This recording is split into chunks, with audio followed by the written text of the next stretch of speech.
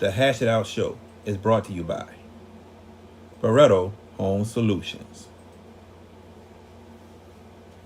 Bayou Audio and Video, Hot Works on the North Shore, JFK Martial Arts in Mandeville and Covington, Black Hawk Hauling,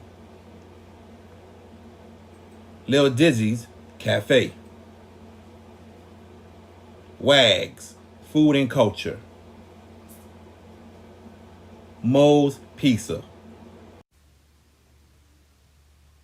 The Green Law Firm, Personal Injury Attorney, Drums Earwear.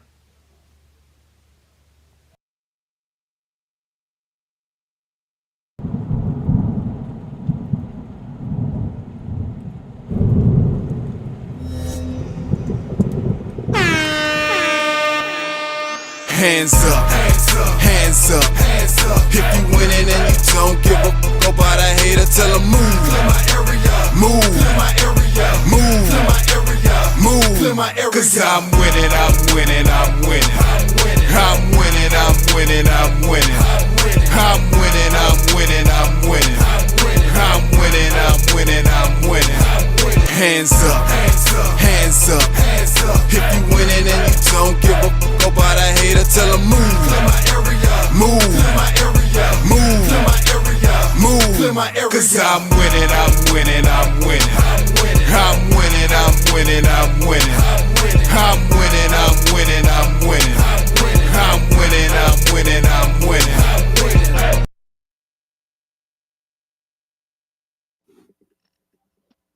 What's going on, everyone? Welcome to the Hash It Out Show.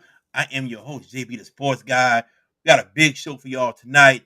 We have the head coach of Avoyos Public Charter High School basketball team, Antonio Oki Benjamin, joining us at 8 o'clock, and at 8:30, the head coach of the Marksville basketball high school team, Coach Alex Perkins, joining us at 8:30. I'm joined by my two co-hosts that you see here all the time, VK Jones and George Pepis. But we're going to start the show off talking about some NCAA March Madness. And our special guest joining us, you can also catch him with CrescentCitySports.com. My good friend, VK's good friend, and George Pepis' brother, the one and only Emmanuel Pepis. What's up, Emmanuel? How y'all doing? And first of all, I don't actually see George right now. We never see George. We never see George. I That's don't what want to stain my looks on that, man. It's all good. I don't know. Emmanuel might have you beat, man. I don't know. No, he does. let's He does. let's get started with some March Madness talk. And Emmanuel, I kind of want to start with the West bracket. A lot of people said that with UConn being the overall number one seed, they should have the easiest ride in the tournament. But they have Auburn, who won the SEC, and they have Iowa State, who won the Big 12. What are your thoughts about the West bracket? With UConn's bracket, I mean, they certainly did Dan Hurley and the defending national champions no favors. When you talk about, you guys mentioned Auburn, San Diego State, who could really frustrate you and play a slow down type of game. Florida Atlantic, who I really like in that first round game against a banged up Northwestern team. They were in the Final Four a year ago, and they could score with just about the best of them. And then you go to the bottom side of the bracket. Illinois is playing really hot now. Not the greatest team defensively, but they got some great scoring options. You look at Iowa State and the fact that they're, by Ken Palm standards, the best team in the country as far as the adjusted defensive rating. So you have all of that in UConn's bracket, and not to mention the fact that Jared, you just said that Iowa State won the Big 12 postseason championship. Illinois won the Big 10 postseason championship. And Auburn, who before the brackets came out, I thought was going to go a long way, and they wound up sticking them with the number one overall seed. They win the postseason SEC championship. So it certainly is. If Dan Hurley and his guys are going to cut the nets down for back-to-back seasons, they really would have earned it going through this regional for sure. Your thoughts right quick, VK. Very, very tough bracket in itself. It's going to be unbelievable with all these matchups and stuff like that. You know, two Final Four teams from last year that that was in the Final Four, and then you got two conference champions. I mean, this is maybe one of the toughest regions ever for a defending champion to ever go against. This is a huge challenge for UConn, who's been a very good and consistent team all season long. And if they get out of this, they do earn this. They do earn a chance, and I think they will deserve a chance and probably to win the back-to-back national championships.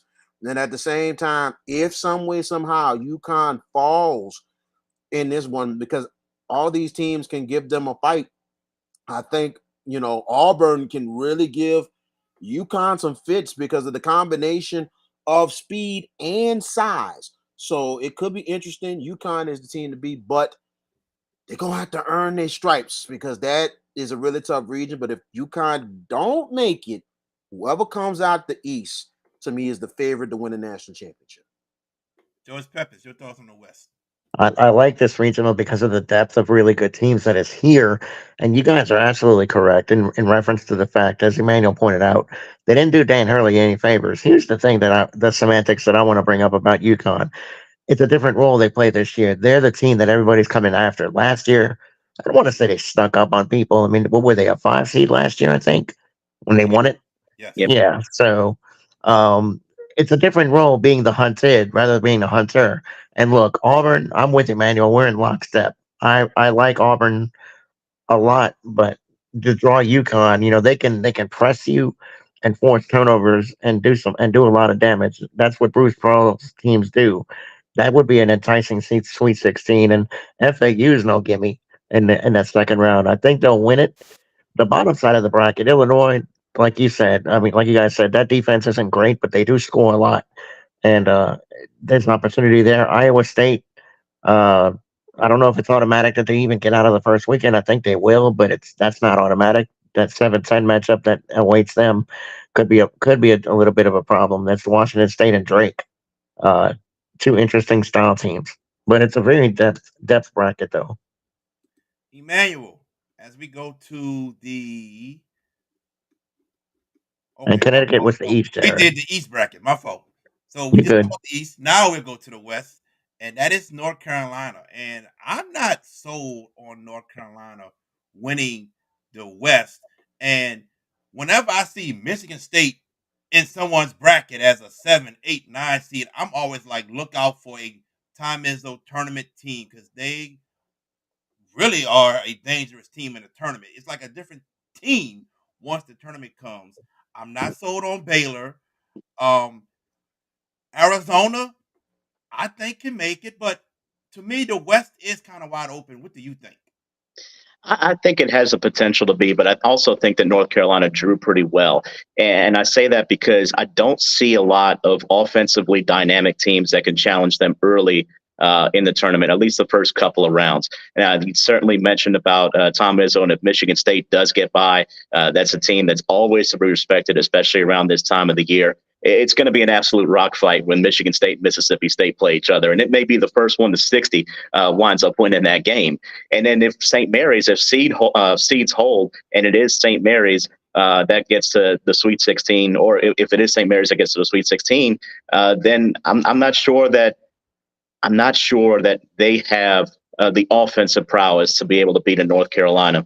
I think the only team in the top side of the bracket that really has a legitimate chance to push North Carolina possession for possession offensively, that's Alabama. I really like the way that they play. They can certainly be explosive, and they could be a bit of a problem matchup for North Carolina on the top side. Other teams are certainly to be respected, but I still think the Tar Heels have enough offensively, especially with their guard play, to be able to get by the top side of the bracket. And then when you look at the bottom side, I think the sexy pick is going to be New Mexico to maybe advance for a couple of rounds. I certainly think they could beat Clemson in the first round. Clemson really didn't finish the year on a particularly high note, and the Lobos coming out of one of the best non-Power Five conferences, the best non-Power Five conference in the country. They can certainly be a team to reckon with. And look, Dayton and Nevada are pretty good teams as well. Deron Holmes is a problem inside for teams to defend. Nevada has good balance and pretty good scoring. overall. But I look at the bottom side of the bracket, and I still think that New Mexico has a chance to be a little bit of a Cinderella. But Arizona, I think, is going to be the team to beat. VK. I gotta agree with Emmanuel on that. Especially on the bottom side of the bracket. Nevada and Dayton should be a really good one. New Mexico, the Mountain West is a really really good conference, and I think it's gonna show in the tournament more than anything else. Arizona could be a sexy pick in itself. North Carolina, they could get there. They got to survive Michigan State, but I gotta disagree a little bit with Emmanuel on St. Mary's. Here's the thing. I don't know if you watched North Carolina NC State, how the physicality, how they punished Carolina on the inside, especially with the big men, especially with the guards. And I tell you, St. Mary's is a little bit bigger on the inside. So it could be a little trouble for the Tar Heels, especially if St. Mary's go with their pace. It's just a fact I don't buy the Tar Heels because it's just been inconsistent all year. You see flashes of greatness, but then all of a sudden they go back to their regular thing. No, a big improvement this year for the Tar Heels, but the problem, no killer instinct. And that's why Carolina, I don't know if they're going to even they might make Sweet 16, but I think it might be done from there. George Pepis, your thoughts? North Carolina has a region of opportunity to shut a lot of the doubters up because I can tell you right now, those that are filling out brackets are looking for teams to beat them. I am one of them as well. Arizona has a legit opportunity to really write their own story here because remember, they lost in the first round last year to Princeton.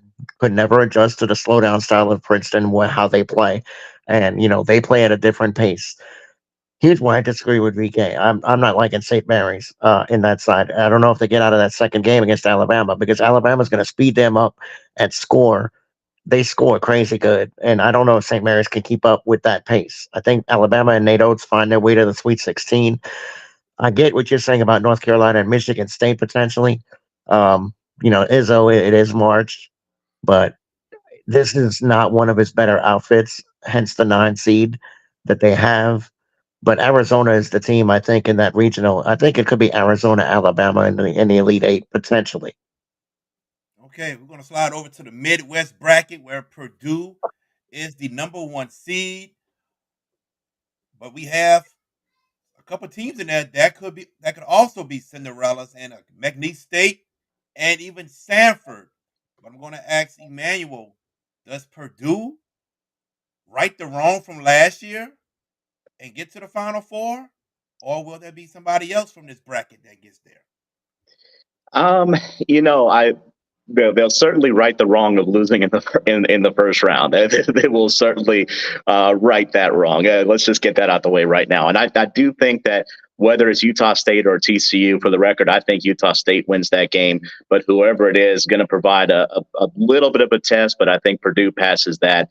And really, the other part of that top side of the bracket has the potential to open up, especially with the injuries that Kansas has. Gonzaga it's still a good team, and they kind of found their way towards the end of the season. But it's still a team that I think McNeese drew well against. If you would have told me that these are going to be the 5 seeds, who would you want to take if you're McNeese? I think Gonzaga actually would have been the first pick that they could have taken out of that. Because I really do think that for McNeese, it fits well with what they want to do, even though they're a little bit undersized. I still like their athleticism. I still like their ability to push pace. And it could wind up, opening the bracket up a little bit to maybe it can get Purdue a kind of a free ticket to the Elite Eight. And then you're looking at the bottom side of the bracket, and of course there's some teams to respect. Even though Rick Barnes hasn't had a great tournament record, Tennessee with Dalton Knecht, who's an absolute stud, who transferred, of course, from Northern Colorado, one of the best players in the country. He's going to carry them as far as they go. And I look at that Creighton team as well. That team is going to be very dangerous. They're experienced. They got size. They got a good inside-outside combo. And that's a team that come March, come these next couple of weeks, I think they can make some noise and maybe push Purdue. And I'm actually thinking about, I think it's going to wind up being Purdue and Creighton in the regional final. But I do think that Creighton has a shot to be able to knock them off. VK.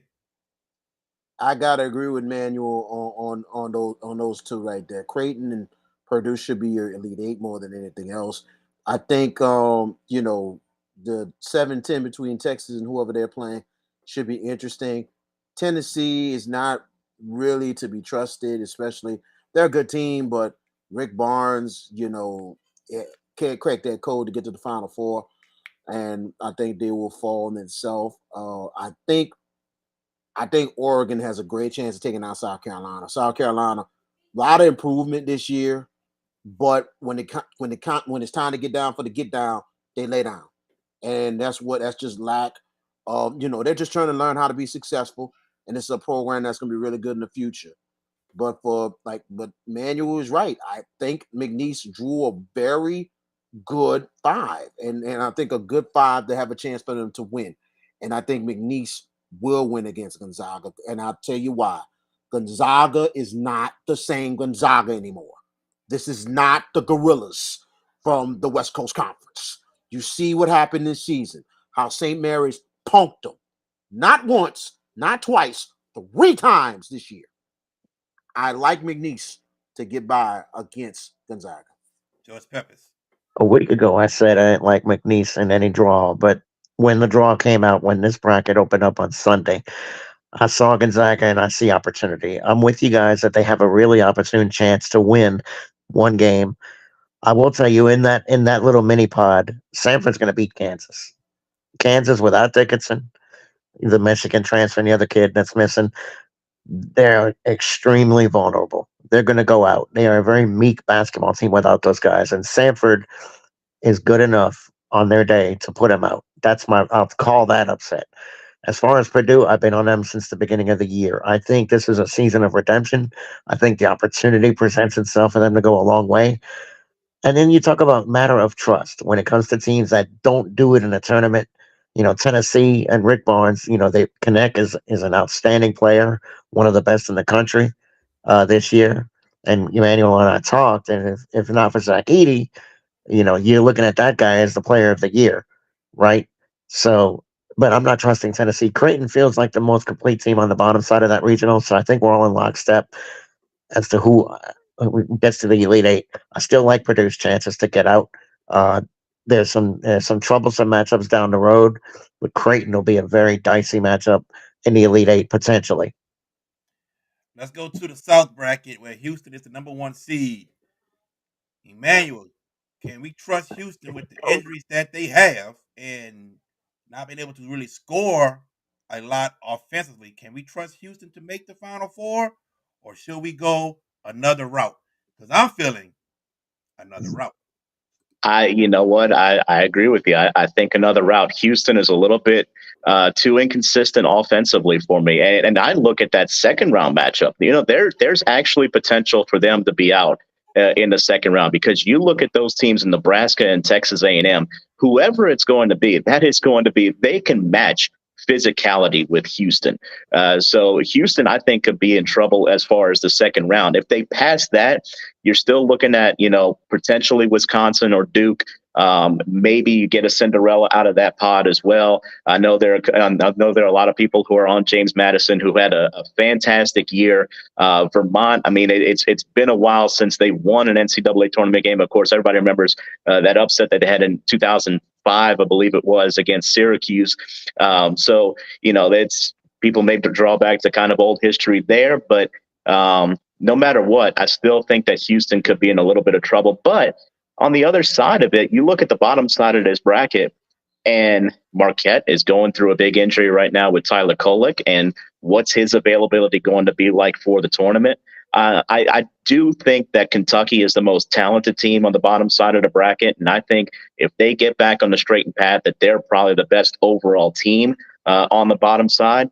And then you look at other teams that could wind up emerging if it winds up being, Texas Tech, or if it winds up being Florida. Those may actually be more favorable matchups for Houston. So it's kind of odd to say that maybe Houston might be in a little bit more trouble earlier in the tournament than maybe later. VK. On the top, I can definitely agree with Manuel. Nebraska, I could be very dangerous. Texas A&M could give Houston some hell, in that second round. And Houston, even when everyone was healthy, the offense was very inconsistent. Houston has not had a good offense since 2 years ago, since they made the Final Four. And I said this myself to you, Jared, long time ago. My bugaboo with Houston is you got a good defense. You got to score over 60.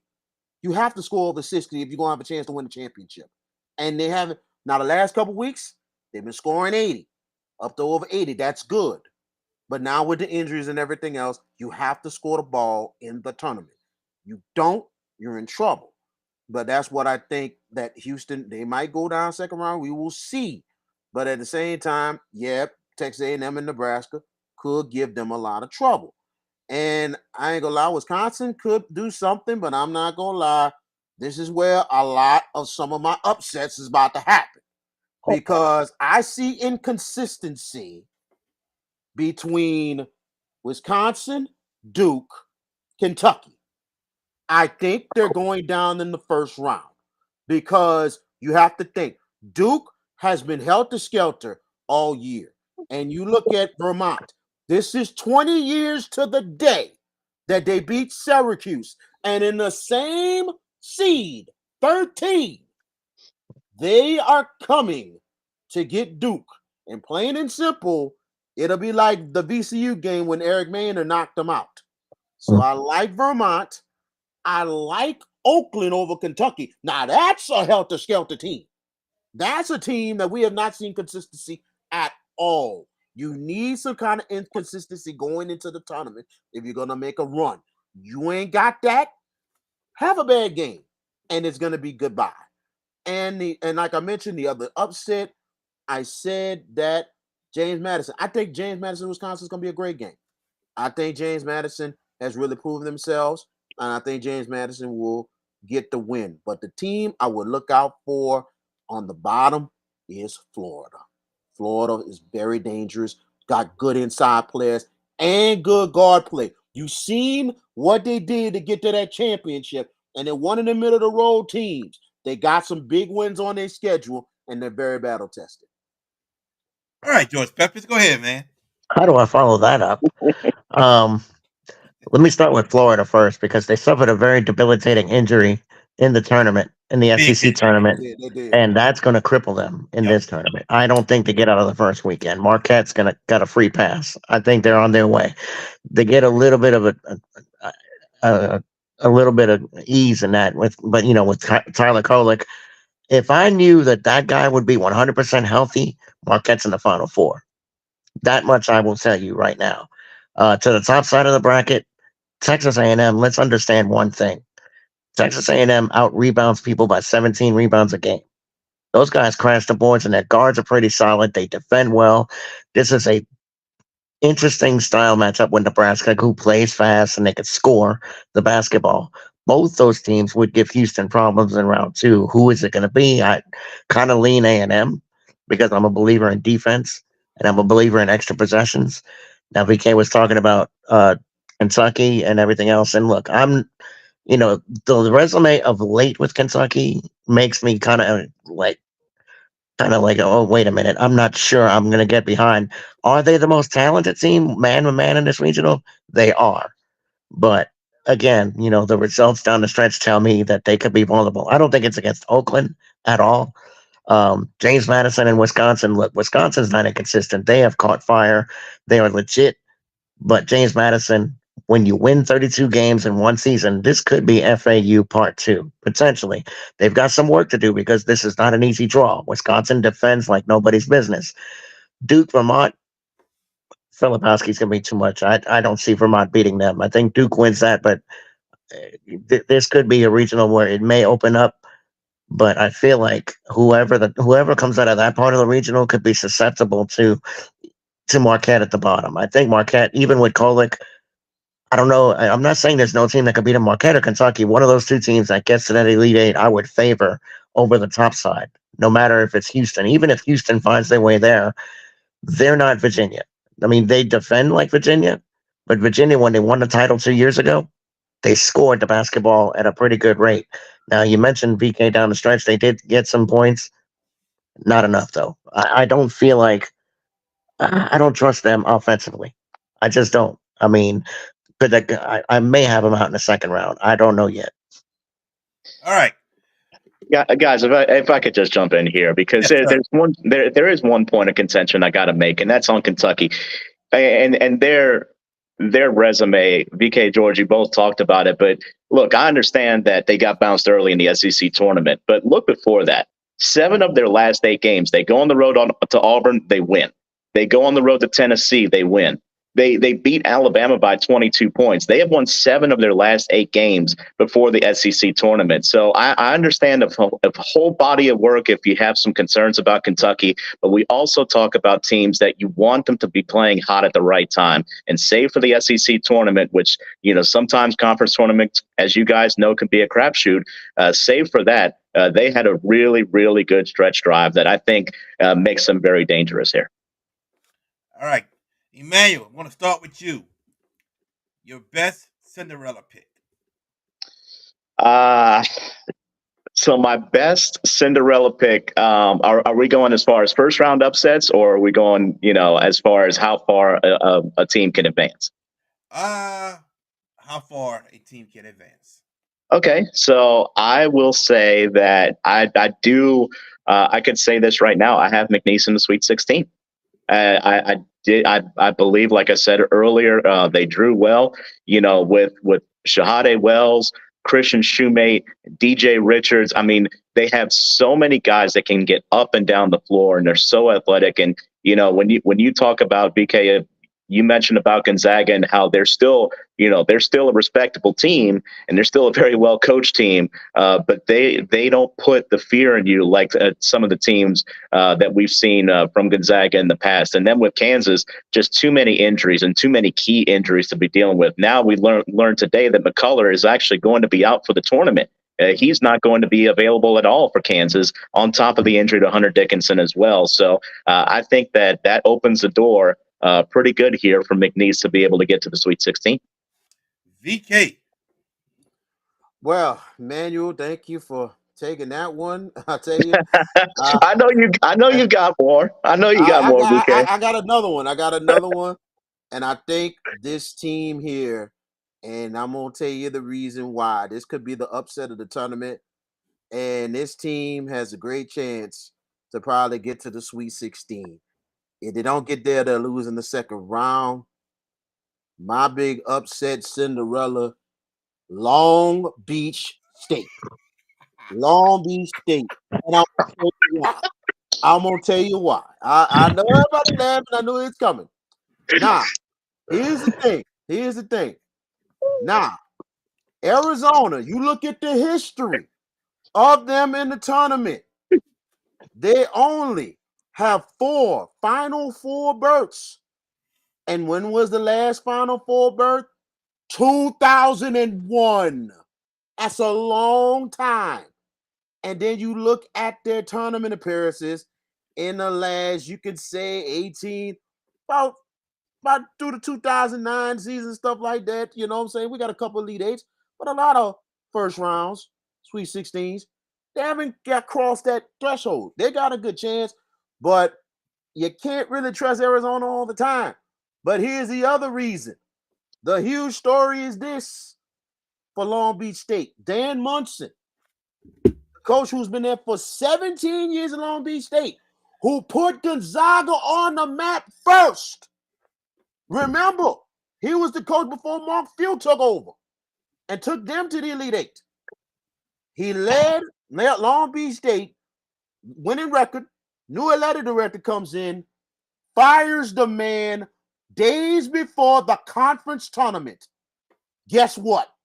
Long Beach State wins the Big West, and now they're in. How about the ultimate stone cold salute? Long Beach State wins the first round, gets the 15-2 upset, and gives a little more for Dan Munson more than anything else, especially what he has been through. And I'm telling you, he gets a little more, not just shine, but a little more, what you could say, tenure, or a little more case that he'll have another job somewhere sooner. Just saying, you could use that for a lot of leverage right there, my brother. It's so funny we just know you so well because we all said he's gonna say Long Beach. All right, George Pepis, your Cinderella. Again, first of all, about an hour and a half ago, Emmanuel and I talked. I wanted to, give him your contacts, Jared. I mean, he has your number, but as far as like the restream connectivity, and Right. we got to talking about the tournament. I told him what VK told me, and he popped off and said, "It's Long Beach State. Don't question anything else." He said it, and I'm like, "You're right, 100%." First of all, so you're telling me you fire the coach, they win the conference tournament, and they're going to knock out the number 2 seed. Noted. Okay. All right. That being said, um, they got a bit. In the words of the great Booker T, tell me VK Jones did not just say that. He did. Tell me he did not just pick Long Beach State to knock out Caleb Love in Arizona. Caleb Love, oh, by the way, ladies and gentlemen, was a star at North Carolina. I And then smell get a bitterness. and then get a I smell doggone bitterness. thing since last year. All That right. Now don't matter. let's move on. Let George I go. Let smell George go. Go ahead, George. I'm sorry. All right, I go ahead. smell exactly. I don't like being interrupted. I I'm smell sorry. bitterness. I smell bitterness, Jared and Emmanuel. That's what I smell. I smell haterade too, because Arizona got bounced last year to Princeton.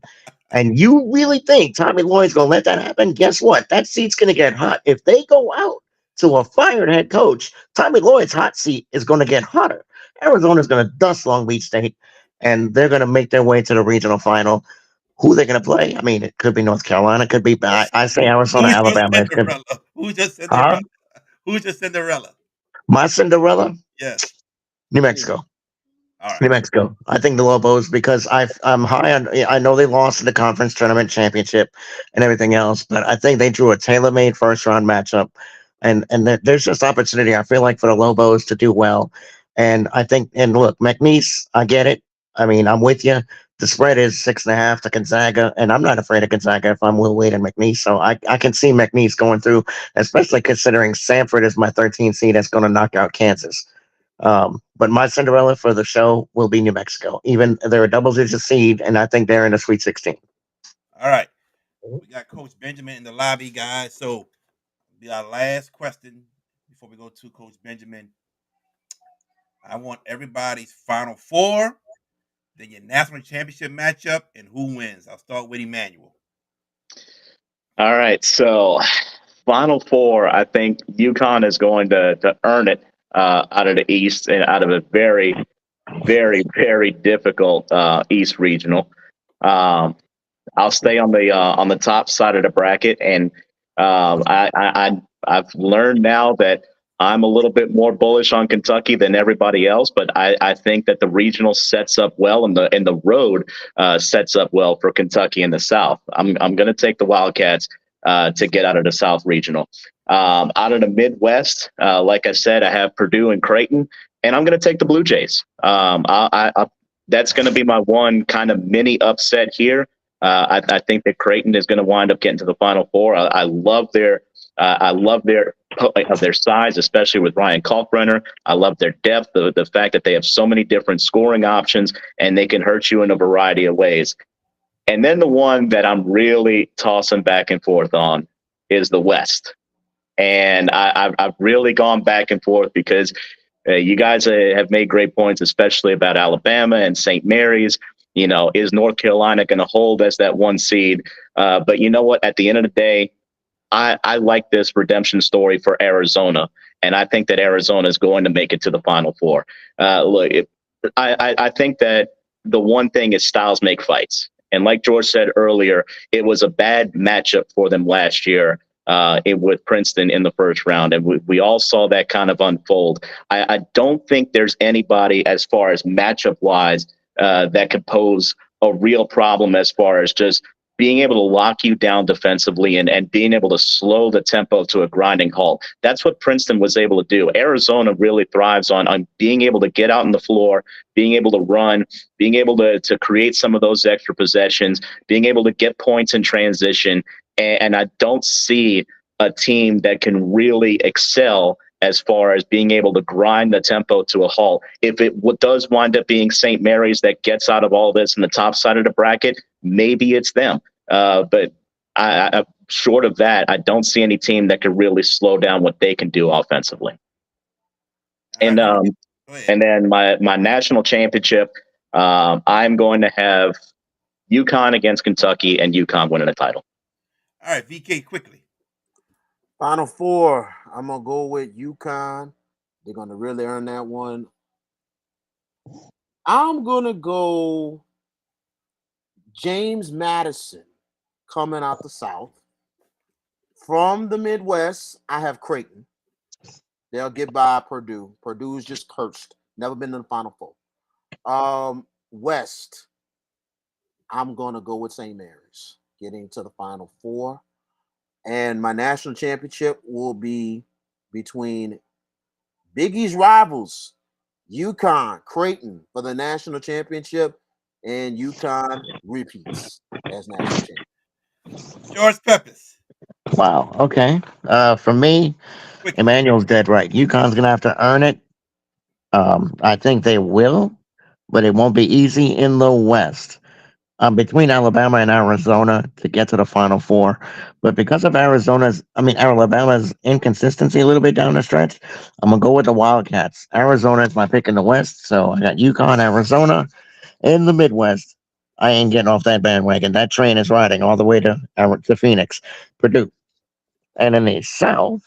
This is the one where I'm gonna have the most difficulty. Like I said, if I knew Tyler Kolek would be 100% healthy, I would be all over Marquette. Um, but I think I'm gonna have to bite the bullet here. Um, I'm gonna go with Kentucky, and then my national championship. Purdue is going to the national championship, and I'm gonna throw a curveball.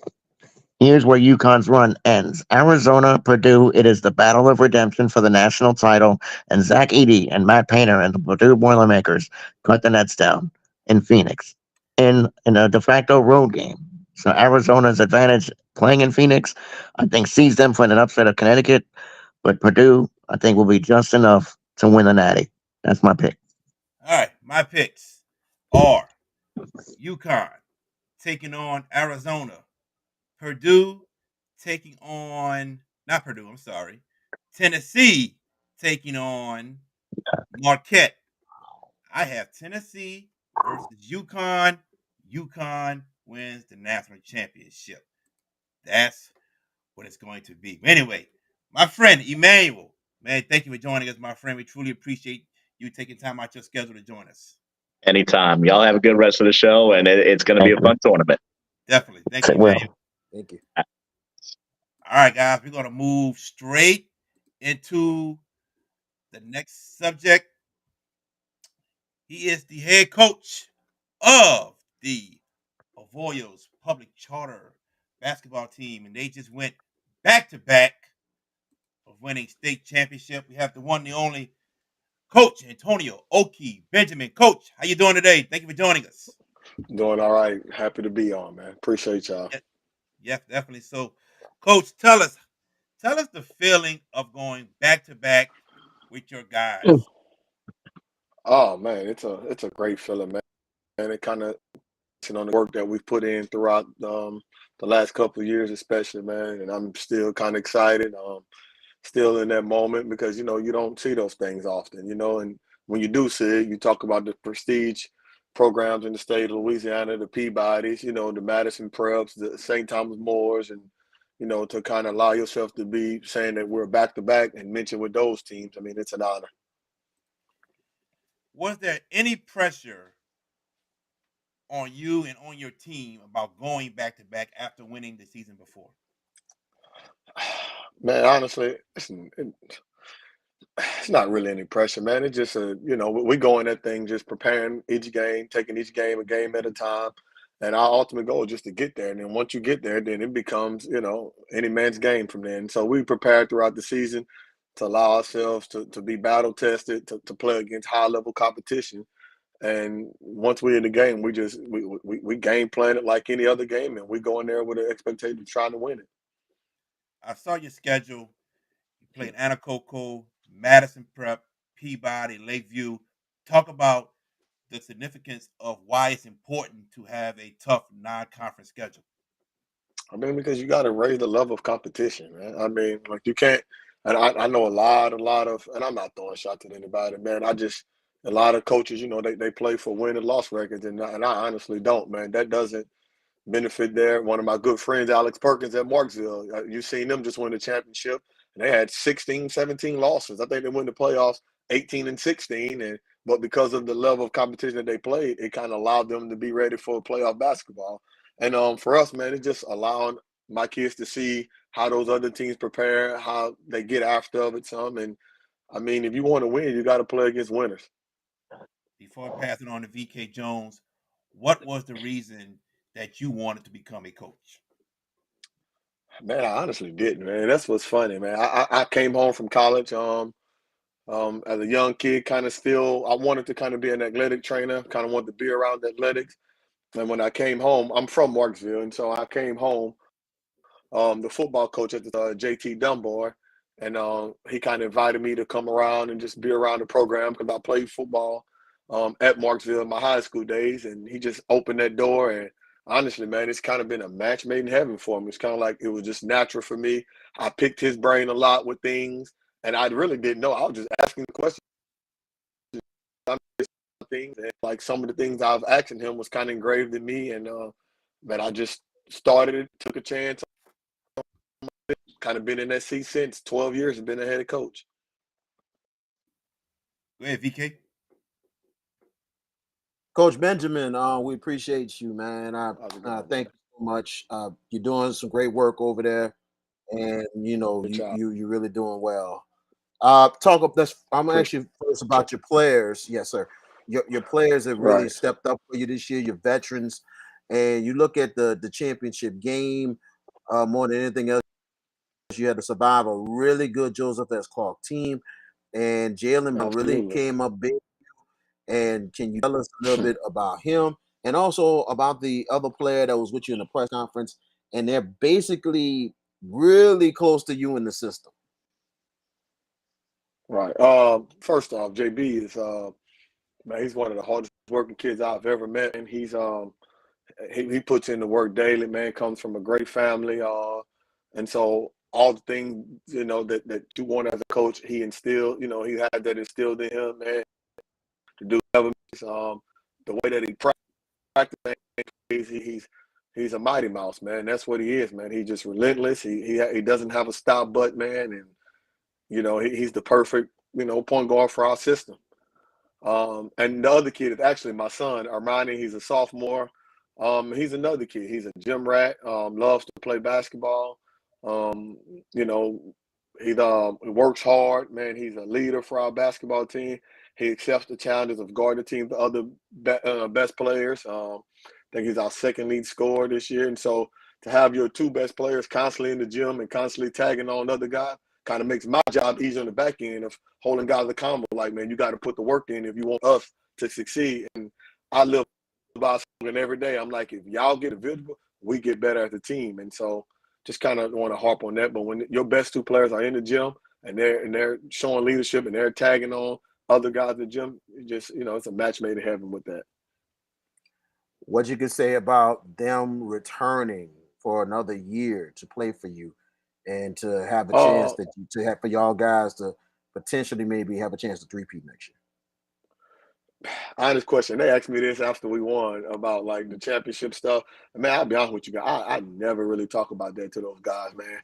And part of it too, I think in the back of our minds, we understand like that's an expectation for us. Like we go throughout the season with two goals: to be district champions and to be state champions. And to have those two guys back is a blessing, of course, man. When you talk about two of the best guards in the state in all classifications, and man, just to have them and I actually have my whole team returning, honestly, man. And so I'm looking forward to that.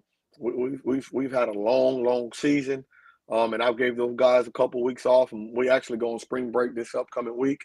And when we get back, we're gonna hit the weight room hard. We're gonna hit some individual skill work hard, man, and we're gonna hit the ground running like we haven't won the championship, man. I don't want any complacency around our program. I heard that, Coach. I heard that, man. But it's just unbelievable how you guys are just really, really running things. And I tell you one thing, I'm looking forward to see that schedule next year, man. I can tell you right now, you're gonna see. I know you're gonna see some Madison Prep. You're gonna see Peabody. You're gonna see Ash. You're gonna see Tioga, B White. Really called me today. We're gonna try to work those things out, man. And I just like competition, man. I mean, Yeah. you can't get caught up into the win loss stuff because at the end of the day, man, you got to be able to allow yourself to play at a high level if that's your team expectation. That's awesome right there. The crowds. I mean, the Vols brought a lot of people with them, but especially that Saturday for the Yes. champ. I'm gonna say Friday for the Yep. championship. And Saturday, and Huge, Saturday, huge crowd. and Saturday for It was Marksville. Saturday. It Yeah, was man. Saturday. I'm sorry. That's We'll the make sure home it's team. right. So it's all love there, And man. Marksville Trust me. too. They win, Yeah. we win all for the same parish, man. So but man, our parish do a great job, man. And one thing about the Vols parish and Louisiana in general, Louisiana is, known for football, and one thing about the Vols parish, they support their basketball team, man. If basketball team is having success, no matter if you're from Bunkie or Vols or Marksville, that team is having success, a Vols parish will, flock to that team and they will show them support. And I mean, the last 2 years of us being in the dome, man, they have done a great job of Vols parish of showing support and backing us and kind of making us feel like we have a home court advantage. And I tell you, man, I mean, it was unreal for y'all to just do that, Yep. Marksville and then Peabody as Yep. well. I mean, Coach Charles Smith spoke highly of the both of y'all, All right. and especially for the first time ever that Central Louisiana gets a big shine Yes. in the top 28, Right. dominating the whole thing besides y'all in Southeast Louisiana. What you can say about that? It's a big statement, right? Oh, absolutely, man. And Central Louisiana has always had the talent, man. And I think Central Louisiana is known for Peabody, and of course it should be because of their history of championships, team with Coach Smith, man, and their program is that they're if they're not the top program in the state, they're one of the top programs in the state, and we can argue that. And man, for our Central Louisiana to do that, it just brings more attention, let us know that there's more talent in our area. Gotta ask you this before I Uh-huh. give this over to George Pepis. You know, what I gotta say, yeah, the you know what? I'm kind of stumped a little bit. George, you go ahead and take over on the questions, man. That's a rarity. VK Jones stumbling. Wow, Coach. Okay, Coach Benjamin. First off, I lived in Bunkie for 12 years before I Okay. moved back down to the West Bank, so I know the area well. And first of all, congratulations on winning two straight state championships. Appreciate that, Outstanding man. accomplishment. Is Appreciate that. outstanding, and for a star parish like a Voiles that doesn't win titles, you guys won two in a Hmm. row. But I want to ask you my first question. The what this year, I always ask this to coaches that do this kind of thing. How did it feel being the hunted rather than the hunter? Because it's a different role that everybody's coming in and you're going to get everybody's best shot. How did you manage to get your team to stay in line and get this title and knowing the Preparation. expectation? Preparation, man. I mean, and I do a lot, man. Coach Jeff, Lance Brasher, Jamel Juno, the coach at Bunking. Like I call those coaches a lot, man.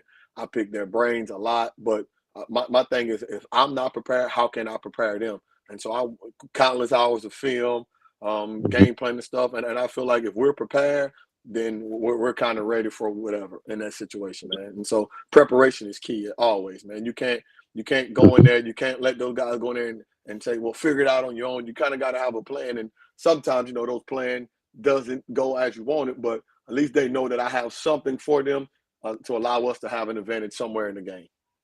And if my memory serves me correctly, you coached at Bunkie High before you went to Vols Public Charter. Am I right?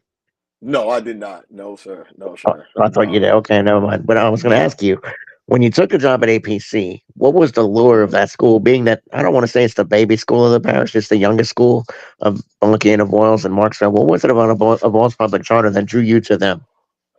Honestly, man, it's kind of in the center of all's past. Yep. Charter school, of course.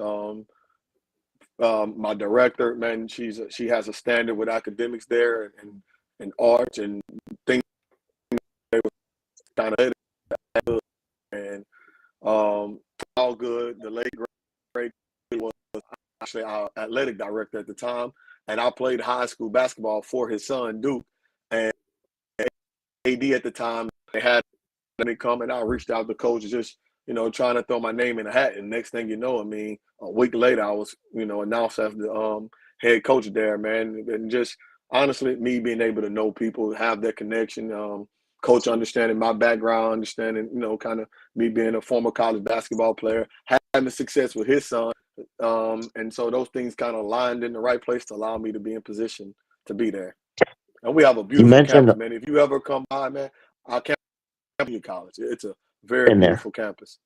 been Yes. there. Know that again. I lived out there for a good little minute, Okay. and supported the parish well. I mean, I covered sports out there, so I So, know so of you was what you with Mr. speak. Garland? Mr. You was Foreman, around yes, Mr. sir. Garland? Yep. Yes, sir. Great guy, The man. writing legend of the state of Yeah. Louisiana. Oh man, Outstanding. absolutely, man. I mean, and Garland Foreman, Jared, if you don't know him, he's a very good dude to meet and talk to. He is extremely knowledgeable of what he does. Sucks that he doesn't write the paper no more, and No, they've got the, I he forget. actually called me to do something for the parents recently, and it surprised me, Oh, okay. man. Because usually we send a Christmas text, a birthday text. He'll send me a congratulation text if you're hearing some good Hmm. things about it. And he just actually called me and did a little interview about kind of the success we was having, man. And so it was great to talk to a guy that has so much basketball knowledge and seen so much, Yep. through his time, man. So it was great to hear from Mr. Garland. And his passion for the parish in any sport is palpable. I mean, Oh, there's no absolutely, one more passionate than him. But my next absolutely. question, I got to ask this. I Hmm. mean, you mentioned you got your schedule going into next year. Hmm. I don't think the wins and losses matter. It's how you find your way back to Lake Charles. What are you going to Right. do to keep these kids on edge for next season? Because the expectations are you bring everybody back. Now everybody's expecting you to win a third title because of the fact that you got all you guys back and you've already played a tough schedule. Right. How do you manage to maintain that edge going into next year? Um, that's a good question, man. Honestly, I just think it's our focus again, and it kind of goes back to our preparation. Like and those guys that tell you, my son who play, he's in the front room now. I don't take my foot off the pedal with him ever. Like there's a standard, the way that we practice, the way that we walk on the practice court. Like those things gonna always be a standard. And there are some things that I'm gonna change, kind of redo to kind of also make practice a little fun, to kind of take some pressure off of them too. But I think in hindsight, though, when you practice a certain way and you carry yourself a certain way to a standard, I think that's what it is, no matter what it is, man. And so we're going to try to stick to that. I don't talk to them guys. I won't ever talk to them about a three-peat. Like I'm just going to talk to them about us, again, being the best version of us every single day. And if those things align, then the rest will take care of itself. I agree. My last question before I send it back to Hmm. JB. Um, I lived in a Balls parish for 12 years. I know how they get down party wise. Oh, What was absolutely. it like after a Balls and Marksville won? How was the post game party in the parish? I know Oh, man.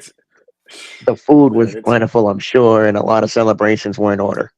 the food, the hospitality of Evolve's parents, man, it's just been Yes, great, sir. man. And to have two teams. I mean, and honestly, that's our fourth state championship in Evolve's Parish in the past year.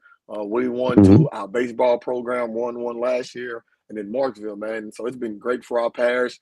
We just had to believe, and it started, with our boys basketball team, and it just started now becoming a trickle effect. And our parish that, hey, not now we believe that we can do it, and that's all we was missing, honestly. Coach Benjamin, we want to thank you for joining us, and we wish you the best of Appreciate success that. going into next season. I appreciate that, man. I appreciate that. I appreciate y'all All right, having me, coach. man. Thank you, Coach. And also, Yep. Coach, I wanted to also mention you mentioned the baseball team as well. Uh-huh. Very good program. I was there last year. I actually did the call for your baseball team to win their state Okay. championship, Okay. Perfect. and I just it was amazed because George told me a lot about the program, and when Hmm. I realized and looking at the championship lineup, and then I'm like, George, I'm like, wow, they got a good baseball team too. It's like Yes, all man. We around do. is like you got some great all around. It's not just athletic wise, but academic wise as well. Yes, man. We'll stand at that place. And then we kind of use our logo besides the Viking face, a A, and it kind of stands for our, academics, our arts and program. We have a great theater, music choir program there. And then athletics. I mean, we've had softball be state runner-ups, baseball, state championship, basketball back to back. And so we're becoming a standard in the Vols Parish, man. So it's fun right now. It's a great time. Most Absolutely. definitely. Coach, get you out of here. Thank you, Coach, for joining us. Appreciate you. Appreciate y'all for having us, man. Keep doing what y'all doing. Appreciate y'all. No Definitely good problem. coach. Thank you, Coach. Coach Antonio Oki Benjamin. Yeah, George. VK forgets. He forgets. His last question. And then trying to get the coach out of here. Bam. Something else Bam. popped up in Yeah. VK head. Boy, Well, man. I got to share this before we move on. Emmanuel just texted me a few minutes ago, and just basically the simplicity of the text was I right or was I right with a laughing emoji? Yeah, I And got y'all it. know you already know what I that's got it about. too. It's not the San Francisco 49ers, it's the Long Beach State 49ers. I just want to make sure VK understands that before he picks them. That it I ain't the know it's San Francisco 49ers, it's the Long Beach State 49ers. Long Beach State was successful before in the tournament now, so just Not saying. this time. I just don't see it. I don't see it. But I anyway, have nothing else. anyway, let's talk about Coach Antonio Oki Benjamin, the job he's done, VK. He's done a phenomenal job since being a coach at Avoyas Charter. And you go back years ago, he did a great job getting that program to where it's at now. Amazing work, yeoman's work that he's done at that program. Avoy's Childer is how old, George, as a school? That I don't know. I know it's the youngest school in the parish, but as far as length and years, I don't know offhand. I do know Okay, it's the youngest school in the parish. And when I say young, it doesn't have the longevity of Bunkie, Marksville, Elf Wells, but they're the youngest school in the parish. and it's amazing that they have done a lot all around. And despite I don't think they really have football, right? If they don't have football, No, they do not. They and have it's baseball, baseball, basketball, softball, and other but little no sports. football. But that's really good for a program to stay all around like that, to continue to winning, get not just winning but success on and off the court. And the fan bases are really, really good, especially over there. I think Oki has done great work, and Yes. now he has a team that could make history. He might be up there with the Madison Preps, with the Peabody. Peabodys, with the Newmans, with the Pearl River, with the Port Allens, to get a chance at a three-peat in the dynasty. We'll see what happens next year, but I know knowing Coach Oki, he will schedule very, very tough, and I hope he schedules a couple close to Baton Rouge or somewhere where we can come watch that team live. I, I tell you what. I tell you what, man. When I saw the schedule, I was shocked because I wasn't expecting to see the teams that I saw. Madison Prep, Peabody, Lakeville. I wasn't expecting to see those type of teams, but I was like, okay, he's going out and play the big boys. And that let me know right there that he's playing the tough schedule to get his guys better.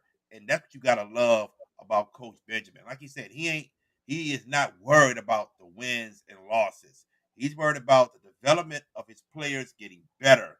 And if you play better competition, that is what's going to help you become better.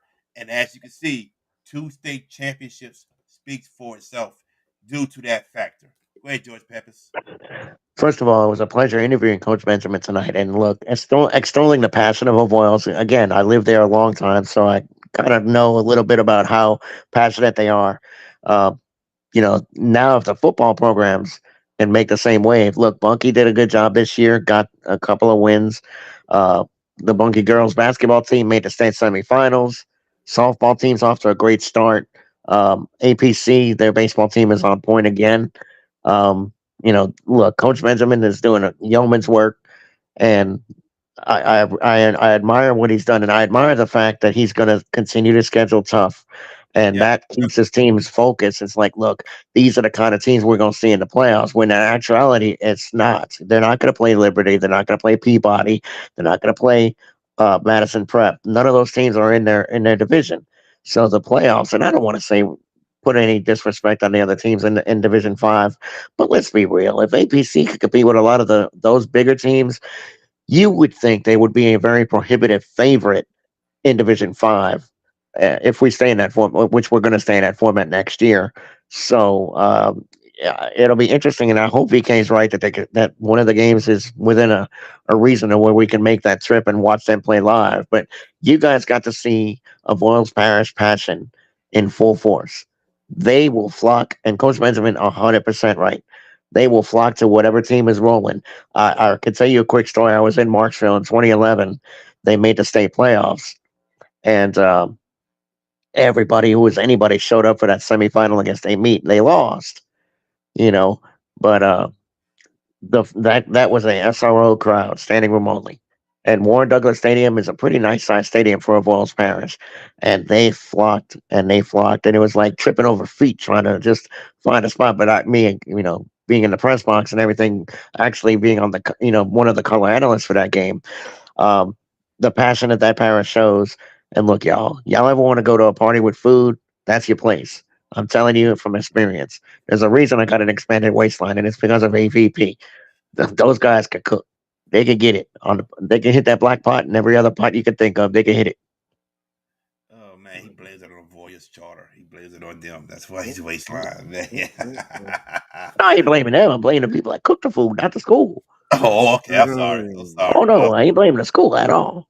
Uh, just wanted to let y'all know, Virginia and Colorado has tipped off.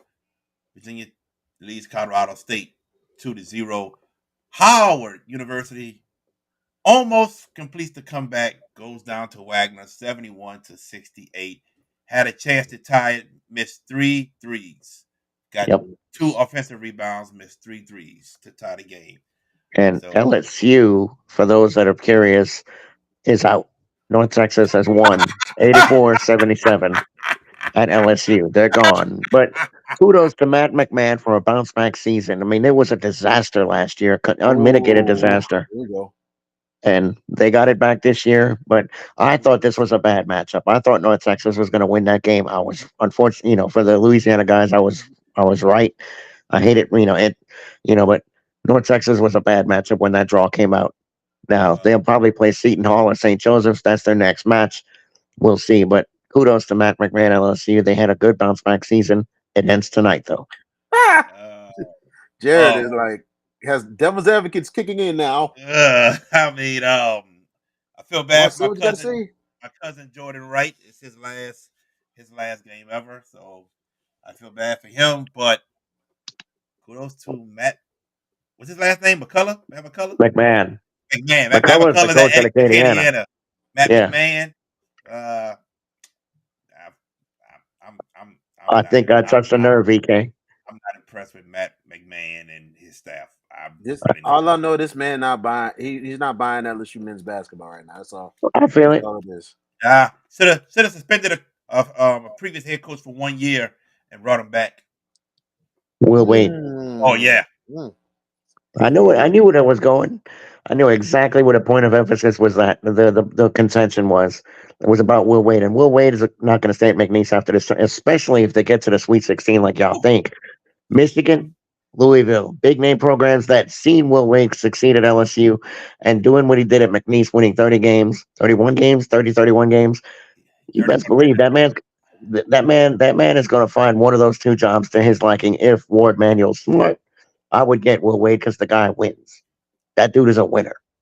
Well, you said two good programs to go to: Michigan or Louisville. Yeah, Yeah, but yeah. Louisville's had problems with the athletic department. I don't know what's going on with the basketball part of it, but that basketball program has slipped into the abyss. They need to find a hire that kickstarts that program right, and it Cause could did be they? Will Wade. Cause did they have? I don't know who was after Benny Crum. Patina. No, no. Who was after Patino? Who came in? It was a good coach, and all of a sudden he got in some trouble and was gone. Yeah, did he hit a play or something? It might have been. I was it. I forgot. I don't I remember. think I it don't was. I remember think his it was name, Willard. but I thought they Kevin had him Willard. I on. think it was. I think it was Willard. Western Kentucky. Ralph Willard came. No, Kevin Willard. That's the son. Oh, okay. I think Willard was the head coach after Patino. Something happened to him, and he got out of there. So this last coach here, in the last couple of years, some people said could give him another. I don't know when your percentage is not bad at all. It is really bad. Like, ooh, They didn't so win, but 30%, 20% of the games Kenny Payne 2 years. exactly. So that's why he's gone. It's hard to, like some people it's like black coaches, it's hard to give people chances when you're not. I'm not saying he wasn't trying, but when your percentage is that low, knowing how the Gotta go. program was, goodness, you know. Gotta go.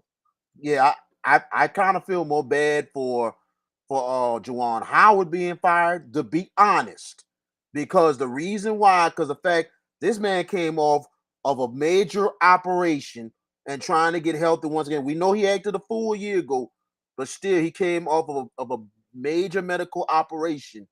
And for him to try to coach this year is just unbelievable in itself. I thought they would give him grace, but Michigan was like, "Nah, you got to go now."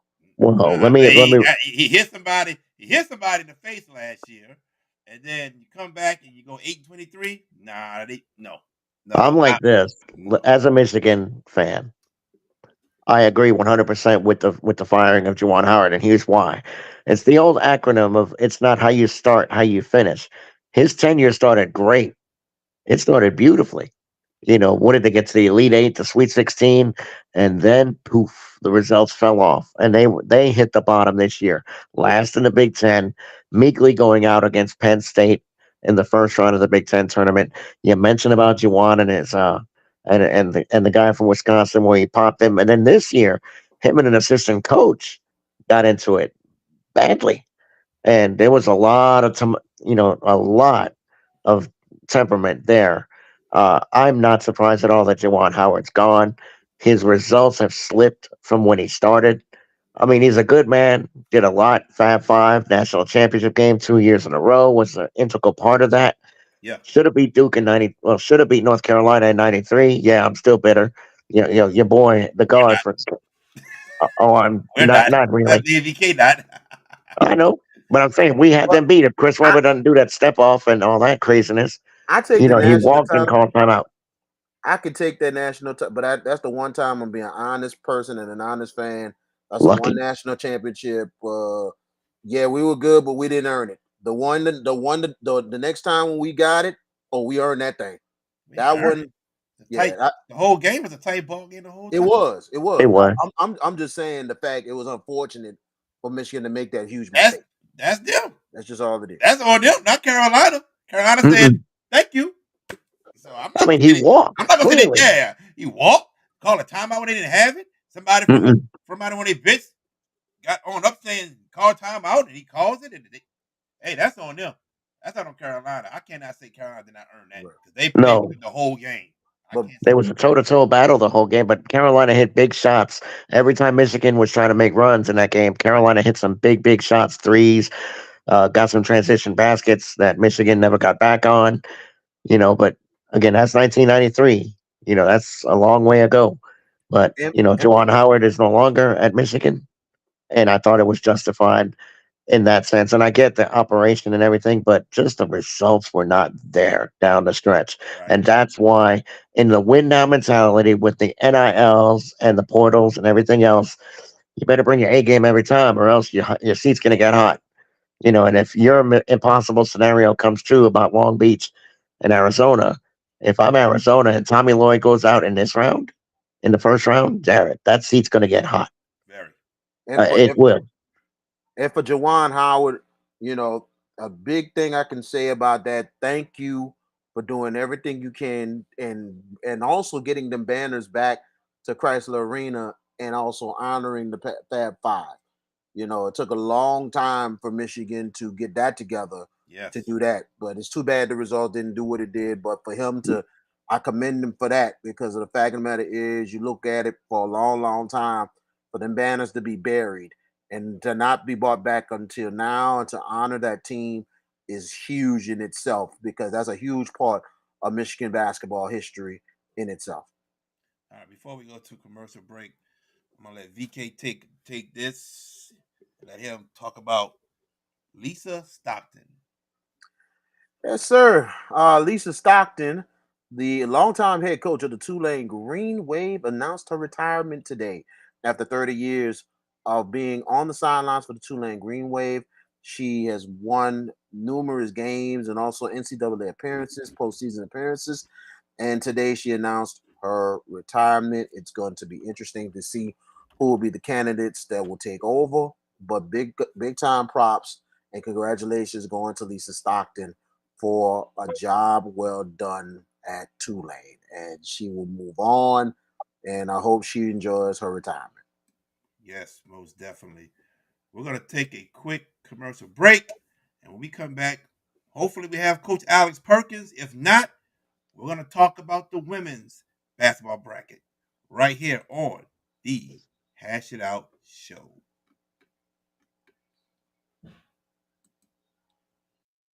Erica Randolph, head coach of the Hahnville Tigers boys basketball team, and you are watching the Hash It Out Show.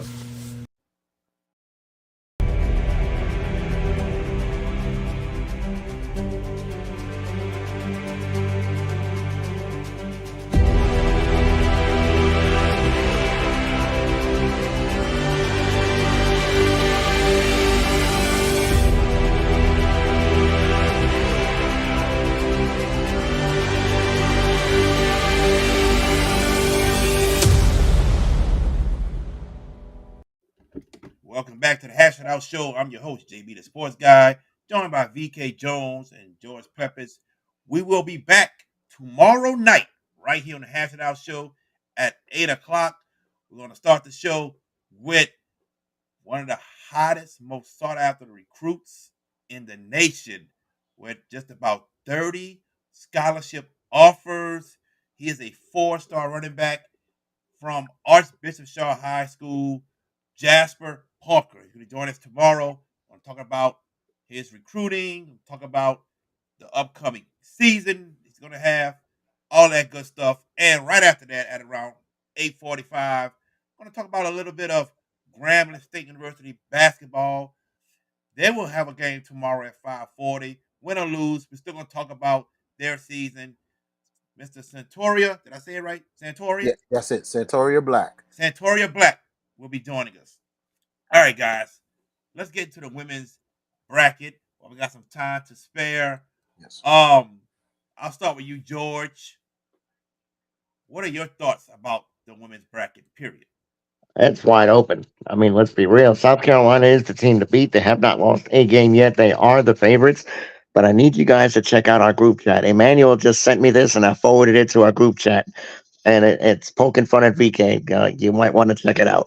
With that said, when you look at the women's bracket, I mean, South Carolina is the undefeated team that's the favorite, but there are plenty of challengers that are worthy enough, if on their game, can do it. The Pac 12's got some teams. USC has got a shot at it. Juju Watkins, sensational player. LSU, and you got to respect the champions. Iowa, Caitlin Clark. And the one team I regret, and I wish this team was 100% healthy, Virginia Tech. Elizabeth Kelly may not play. That is a sleeper team that I like a lot, and I wish she would play. If I knew she would play, the Hokies would go far in my bracket. But with the great unknown, there's some uncertainty there. Um, uh, and you know, we mentioned Iowa and Caitlin Clark. How do you dismiss them? But they didn't do them any favors, that's for sure. They did not do that team any favors with their draw. That is a minefield of teams that they're going to have to navigate if they find their way. And I'll say this: Kansas State could be waiting for them in the Sweet 16, and that's a team that beat them already. Yep. Just, just throwing it out there. I mean, I'm not saying I'm picking the Wildcats yet. I may, because Iowa now is the hunted. Well, they're not the national champions, but you know they got there last year. But now, heightened expectations. Do they match it? There's a lot of great subplots, and there's some sleeper teams that I'm going to pay attention to in this tournament. But we say that every year about the men as well. But the Gamecocks have not lost the game, and they should be the favorite. Anybody who says otherwise is fooling themselves and lying too. VK Jones. Whew, this is going to be one hell of a tournament indeed, man. It's going to be one hell of a tournament. All these brackets is not going to be easy. Yeah, Iowa in the toughest of the toughest bracket. My goodness gracious, it's evident that they could be gone early.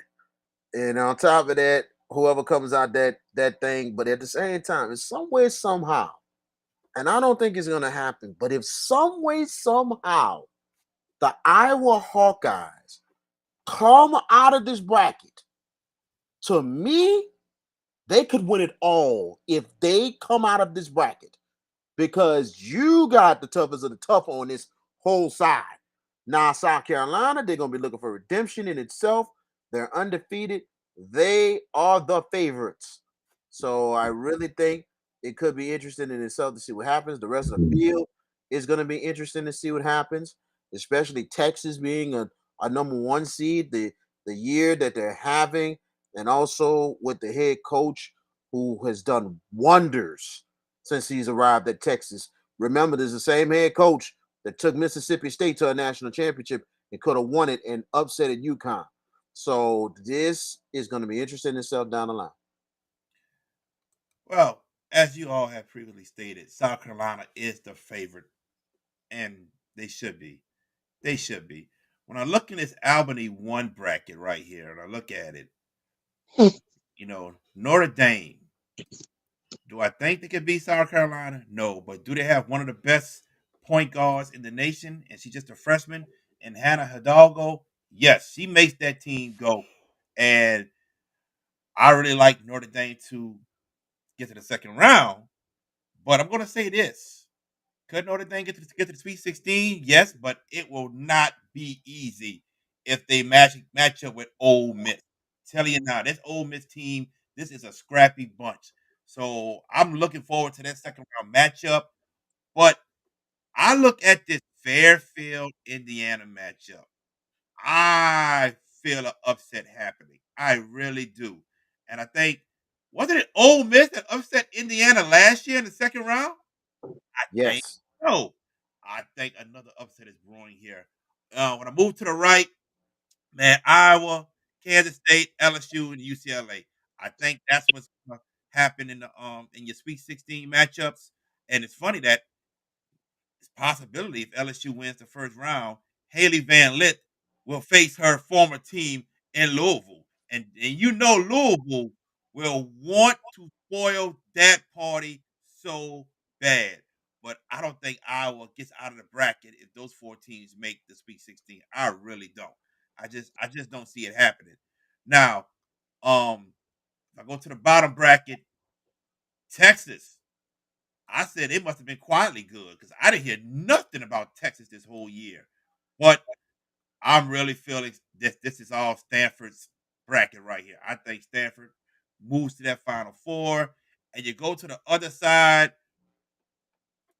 South Southern California, they'll get to the Elite Eight. But I really think they'll meet UConn, and UConn's gonna be that brick wall that prevents Southern California from getting to the Final Four. So my Final Four, I think South Carolina gets in. They're gonna take on Stanford. I have UConn getting in, and I think from that Albany 2 bracket, I think the defending champions will come out of Albany 2. I think LSU comes out of Albany 2. What are your thoughts, George Pepis? Okay. Let's start with the Albany 1 regional in South Carolina. I'm looking for teams to beat them. And can you make a case for a few of them? I don't know about Notre Dame. I think there could be in a world of hurt in that second round, and especially if it's Ole Miss. But Marquette is of quality as well. They played UConn in the conference tournament final, and yeah, they got beat, but still, it's UConn and Gino in March, so we can kind of excuse that a little bit. When you look underneath them, you mentioned, man, you had to steal my thunder with this one. That Fairfield team, I've not seen play. I've done a lot of reading on them. 31-1 is unmistakable.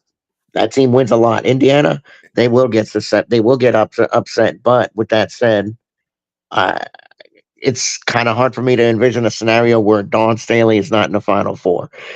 I think they get it off anyone. Now, Portland 4, that is Texas, right? And you mentioned they haven't gotten a lot of pub, right? Right. All year, but yet they're the number one seed. This could be a statement regional for the Longhorns, and they can do a lot of damage. Gonzaga could be very dangerous in that Sweet 16 potentially. I don't know if they get much push in the second round. Florida Gulf Coast. I mean, Florida State and Alabama. Be a heck of a football matchup, but this is women's basketball, so different thing. The team that I think is my super sleeper is Tennessee. I love what they did in the SEC tournament, and where they had South Carolina dead. All they got to do is hit free throws, and Cardoso doesn't become a hero. They hit those two free throws prior to that. Camila Cardoso's shot means nothing. Tennessee upset South Carolina and plays LSU. I think Tennessee uses that as fuel and makes a run. Stanford, I mean, I love Tara Vanderveer, a legend, Hall of Famer. I don't know. I feel like, man, Tennessee might have something for them in that Sweet 16. Do they have Uh, something for Cameron Brink though? Is the question. that's the thing. Cameron Britt is a monster. She can absolutely go. If they're able to, they can't stop her. If they could slow her down and force Stanford to go secondary, they can absolutely win that game. When you look at Albany, too, that is LSU, right? Iowa. And I said Iowa isn't a minefield. And this is no hatred on Caitlin Clark. This is no hatred on Coach Lisa Bruder. They have done an outstanding work the last 2 years. They beat South Carolina last year. They were the last team to beat them. Remember, they beat them in the Final Four. Yeah. Okay. So let's give them that. And obviously, the great subplot is Louisville LSU, potentially a second round. Jeff Lebo is a very good coach. I don't think he has the personnel grouping. The style will present LSU problems, but LSU should win that game. It's in Baton Rouge. They should be fine. UCLA has been gold this year. I think they're going to be a problem. LSU and them in the Sweet 16 potentially could be a very dicey game for the defending champions. They're going to have to be on point. But that's a wide open regional, and it's whoever comes out of that regional, it could be very well be that national championship opponent for South Carolina, potentially South Carolina. That said, let's go to Portland 3 USC. Juju Watkins. Do we need to say any more about how good she is? No, we know how good she is, and USC thoroughly whipped Stanford in the Pac-12 championship game. That was extremely impressive to the eye. And Virginia Tech is in that regional. Like I said, if Elizabeth Kelly was healthy, if I knew she would play, I almost would step out and give you Virginia Tech to knock out USC. I would give you that, but I can't.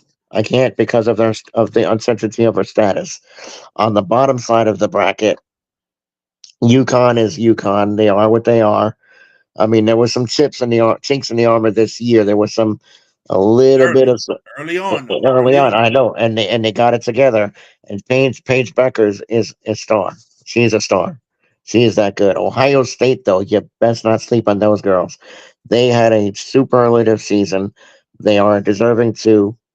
Um, but at the end of the day, at my final four, South Carolina comes out of Albany one. On the bottom, I want to, but I can't. I'm gonna go with Stanford to eke out Texas to get to the Final Four. I think Tara Vanderveer has got one more Final Four in her, and it would be a heck of a matchup. Her and Dawn Staley. I'm gonna pick the defending champions in Albany too. I think LSU has the temerity, and I think what happened in the tournament with South Carolina is going to be the jump start for not the jump start, but kind of like the fuel that kicks them into another gear. And understanding now that they are the champions and they're going to take everybody's best shot. I think Kim Mulkey's been here, done that.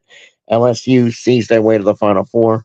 Not an easy trip. Now in the Portland 3 regional, for the love of God, how we not naming it East, South, Midwest, and West? I mean, what is that about? With that said, uh you know what? I'm gonna go with you, Jared. I got UConn, LSU, UConn, South Carolina, Stanford. Look at the 4-4 of coaches: Staley, Gino, Kim, and Tara. Hall of Yeah. Famers all. That Yeah. would be a superlative Final Four. And I don't know if you picked your champion yet, but that's my Final Four VK. VK. Well, looking at this tournament and everything else, going from here to there, um, Albany won. I think South Carolina will get to the Elite Eight. Lord have mercy. Uh, uh, yeah, South Carolina will get to the Elite Eight, The Elite but Eight. Okay. then I think their opponent, to be honest, it'll be an SEC final. Elite Eight final between Ole Miss and South Carolina. I like what the coach has done at Ole Miss to get them there. The experience from last year, a lot of people from back from last year for the run they made, and now I think they go to the Elite Eight more than anything else. Now, but South Carolina gets to the Final Four. One second. I'm sorry. 1 second, guys. Ah, daddy duty. Daddy duty. Daddy duty. Daddy duty, y'all. I thought he was about to pick Ole Miss to beat South Carolina, though. Hey, when he said Elite Eight, I was like, Wait a minute. you got him losing the Elite Eight? Seriously? Yeah, He got Ole Miss getting to the Elite Eight. Okay. All right. I mean, I I can mean, I see it. feel it. I can see it. I can see it. Don't get me wrong. I can see Uh, it. Went over Notre Dame. Yeah, I can see it. I Oregon can State. definitely.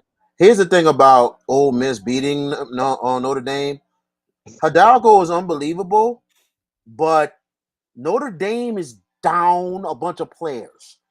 They won the ACC championship with 6 players. Yeah, they did. Ole Miss got a whole bunch of weapons, Okay. and Hidalgo can score what she wants to. But coach the head Buffett. coach, yeah, Yola, she's done an unbelievable experience. She plays no fear. I like Ole Miss to get to the Elite Eight, but South Carolina will get to the Final Four. You look at you look at Albany too, toughest regional out the bunch. I think there's no doubt in my mind that the LSU Tigers will get back to the Final Four. Ooh, In Portland 3, I see where you're coming from with UConn, but UConn does not have an impressive victory on their schedule. The only impressive victory they have is against North Carolina, and every ranked team they played, they have lost. And I tell you one thing, Juju Juju and our squad. I tell you one thing, the matchup be interesting. But I think Juju is about to show off Paige Beckers. I'm telling you now, gonna be a great game. But USC to the Final Four, and I think the last one, Tyra Vandermeer. No disrespect, one of the best coaches of all time. They got a great player over at Stanford, but Vic Schaefer, the David of the Goliath, who knocked down a Goliath at Mississippi State, knocking out UConn, has been there, done that. And guess what? Gonna slay another dragon. I have Texas in the Final Four. All right. So when I go to pick the championship, it is South Carolina, and I think LSU gets by UConn in a very close ball game. National champions, South Carolina. George Pepis. Hmm. Okay. So my Final Four is almost mirroring yours, if It I'm is right. exact mirror. Yes. So, will my national championship be that? I think so. But Cameron Britt and Cardoso should be a fascinating individual matchup. Um, two outstanding talents. Gamecocks, they felt an opportunity to get away last year, and I think they kind of took Iowa for granted and didn't put respect on the Hawkeyes, and the Lady Hawkeyes got them when they got them, and Caitlin Clark showed out and everything else.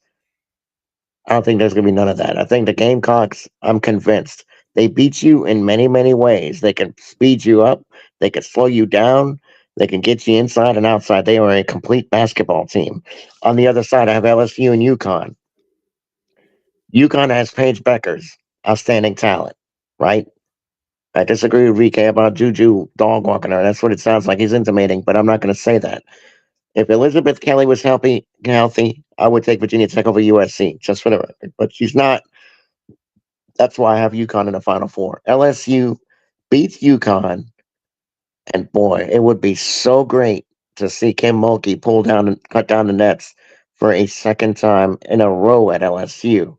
But it's not a rivalry until you beat said rival. South Carolina has them by the book. It will be a fascinating final, but the Gamecocks finish their story and go undefeated and cut down the nets in Cleveland, Ohio. South Carolina over LSU for the Natty. Now, don't get us wrong. We're pulling for LSU to win. Of course. We're just being real. Analytical. Yeah. BK. After we have all three of us, like two has the same Final Four, I have a different one. Well, we all three of us have the same national championship. Y'all LSU and South Carolina will meet in the national championship game, and this will go down to the wire. And the kryptonite still reigns for LSU, and that's South Carolina. Hmm. South Carolina will get it done in a tight game, probably about 3 points. And Don Staley will get redemption, and for the first time in ever, an undefeated national champion. No, Baylor did it with Kim No, no, Mulkey. no, no, no, no. First time under Staley. You Oh, hear what I okay. just I said? think you're First talking Okay, about time. the in way history. you said it like first time ever, I was like, oh, we had First time. First UConn, time. Gino, No, Baylor, no. First time ever for Don Staley. Staley. First time ever for South Carolina. Gotcha. Yeah. okay. No, I know who undefeated Staley bad. Man picked Long Beach It didn't State. have in So the past, you know what I'm saying? But I'm saying about first time ever in school history and first time ever for Don Staley. Gotcha. Gotcha. All good. All good. Well, ladies and gents, that is the end of the Hash It Out show. Like I said earlier, we will be back tomorrow. We have Archbishop Shaw running back, four-star running back Jasper Parker joining us, and Santoria Black joining us to talk about Grambling State in the tournament. If they win or if they lose tomorrow, we still going to join us to talk about their season. Before we go, any last words, Mr. VK Jones? First of all, a couple of announcements right quick. Give a special shout out going to my cousin Kyle Williams at Delaware High School in Minnesota. They finished as a runner up in the state tournament. So shout out to her. My cousin's out there in Minnesota. She's gonna be back, and our whole team's coming back. So watch out for them next season for a chance to win state.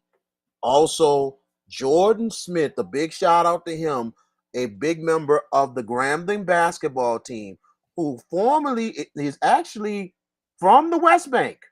He scored 20 points in the SWAC championship game, helping Grambling to the NCAA bid. That So, lefty is hitting. yep. And I think he went to Shaw. So shout out. I think he went to Shaw or New Orleans School, one of the schools. I He know go to his Shaw. brothers. I He know ain't his go to bro. Shaw. I know his brothers went. He had two brothers. He had two twin brothers that went. I know that. Jordan Smith didn't go. You sure? Because I know the Smiths. I know them personally. Shh, But they you're might have right. went to another school. Who knows? I know the twins. They first went to Shaw, so I remember them. So just saying. But might be wrong. But shout out to Jordan Smith. And also, I got a special announcement for y'all. I will not be here tomorrow.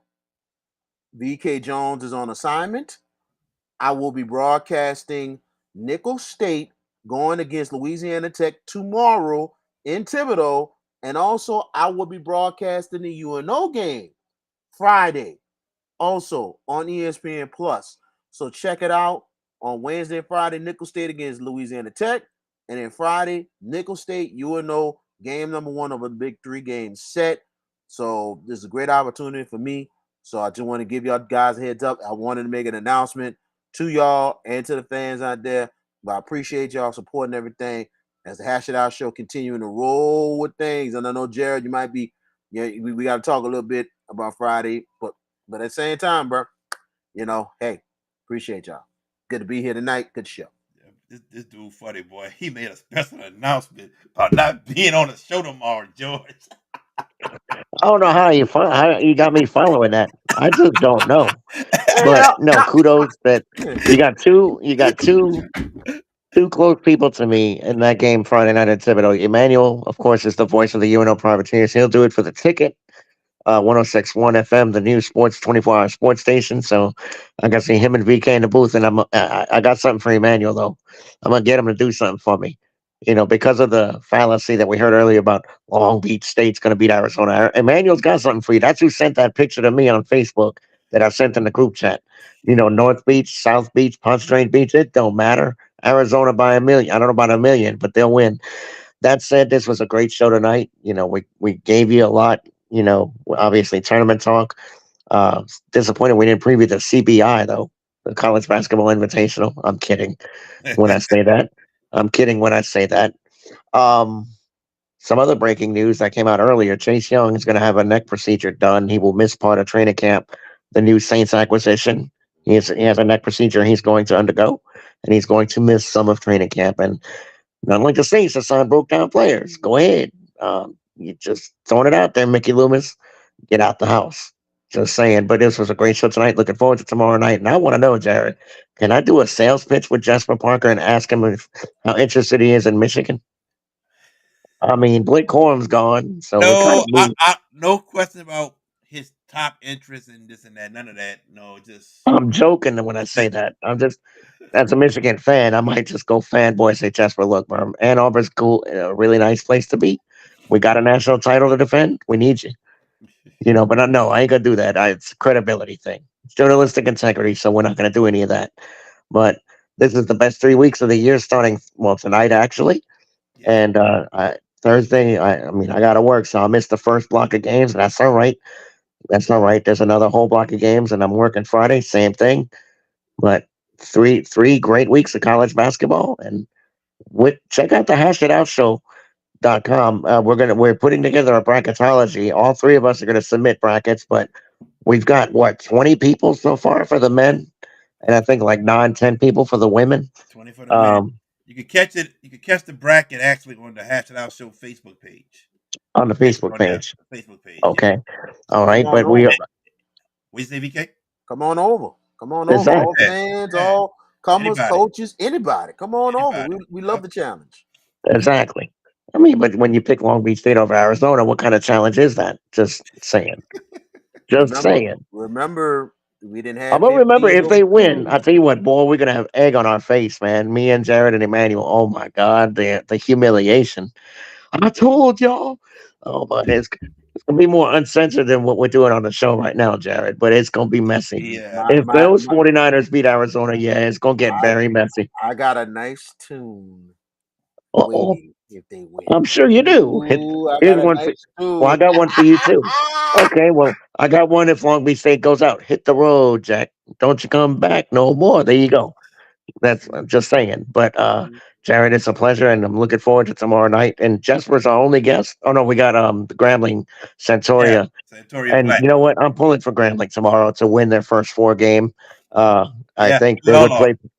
I mean, it would be great for Louisiana that they win tomorrow and McNeese wins Thursday. I Yep. think they play Thursday, right, against Gonzaga. Yes. Yes. So it would be great. I mean, yeah, LSU fell off tonight, but so what? Um, just looking forward to the tournament and all the stories that are going to be told. It's going to be fun stuff, and looking forward to winning this pool, both pools. Yes, definitely. Well, everybody, thank y'all for joining us. We will see y'all tomorrow night at 8 o'clock. Tomorrow night. For VK Jones and for George Peppers, I am JB the Sports Guy. We'll see y'all tomorrow night right here on the Hash It Out Show. You all take care. My name is Micah Higgins, head boys basketball coach at Bonneville High, and you're watching the Hash It Out Show. Go Bruins. Thank you for watching the Hash It Out